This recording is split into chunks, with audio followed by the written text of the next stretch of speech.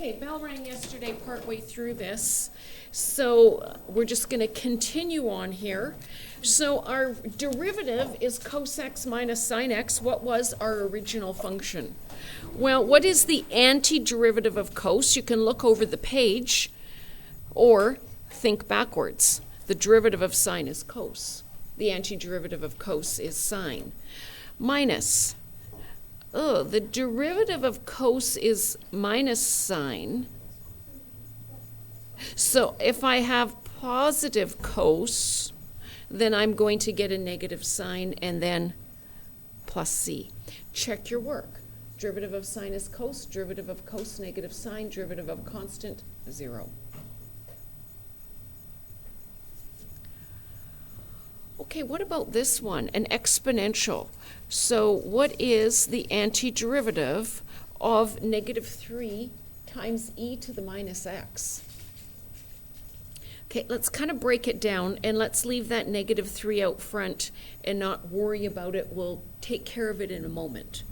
So if I were just looking at e to the minus x, what would be the antiderivative? Well, the derivative of e to the x is e to the x.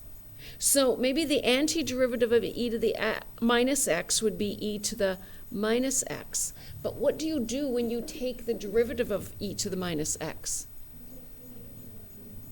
Yeah, it's a chain rule, right? It would be e to the minus x times the derivative of the inside function, which would be negative 1. So we need to divide by that and make that a positive. Check if it works. If I take 3e to the minus x and take the derivative, I get 3e to the minus x times minus 1. Works. Try it with the next one.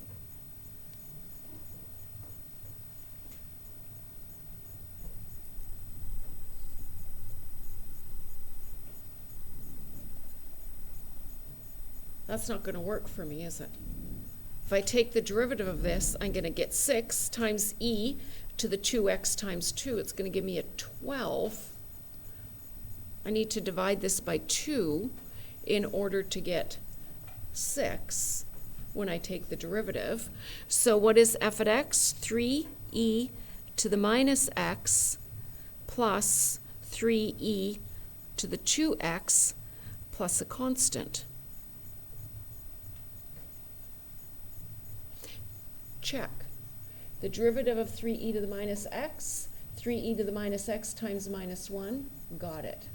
The derivative of 3e to the 2x, 3e to the 2x times 2, got it. The derivative of a constant, 0. There's the antiderivative.